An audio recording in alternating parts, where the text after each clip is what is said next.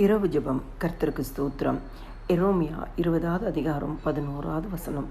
கர்த்தரோ பயங்கரமான பராக்கிரமசாலியாய் என்னோடு இருக்கிறார். ஆகையால் என்னை துன்பப்படுத்துகிறவர்கள் மேற்கொள்ளாமல் இடர்வார்கள். தங்கள் காரியம் வாய்க்காதபடியால் மிகவும் வெட்கப்படுவார்கள்.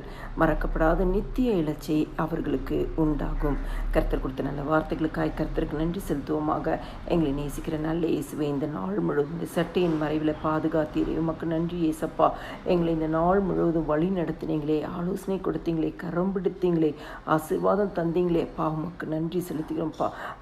அறிந்தும் அறியாமலும் செய்த எந்த ஒரு பாமதாலும் இன்னும் ஒரு விசை ஆண்டவரே உடைய ரத்தத்தினால கழுவி பரிசுத்தப்படுத்துங்க. அதிகாலை எழும்பி பாடி மகிமைப்படுத்தி உடைய வேத வசனத்தை தியானிக்க எங்களுக்கு கிருபை கொடுங்க.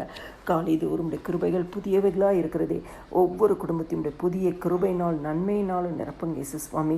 அந்த நாளில் நீங்கள் கொடுத்த வாக்கின்படியே கர்த்தர் பயங்கரமான பராக்கிரமசாலியாய் என்னோடு இருக்கிறார். கர்த்தர் நீங்கப்பா உம்முடைய நாமத்தை தரித்து கொண்ட ஒவ்வொரு குடும்பத்தோடு நீங்கள் பயங்கரமான பராக்கிரமசாலியாக இருங்கப்பா. யாரெல்லாம் குடும்பங்களுக்கு விரோதமாய் துன்பப்படுத்துகிறார்களோ அந்த துன்பங்களும் துக்கங்களும் பாடுகளும் அவமானங்களும் வேதனைகளும் கண்ணீர்களும் உபத்திரங்களும் மேற்கொள்ளாதபடிக்கு கர்த்தர் நீங்கப்பா ஒவ்வொரு குடும்பங்களையும் வேலி அடைங்கப்பா. யார் மூலமாக வருகிறார்களோ அவர்கள் இடர்வார்கள் என்று நீங்கள் சொல்லியிருக்கீங்களே இயேசு சுவாமி. அவர்களையும் கர்த்தருடைய கருத்தை நாங்கள் ஒப்பு கொடுக்கிறோம்.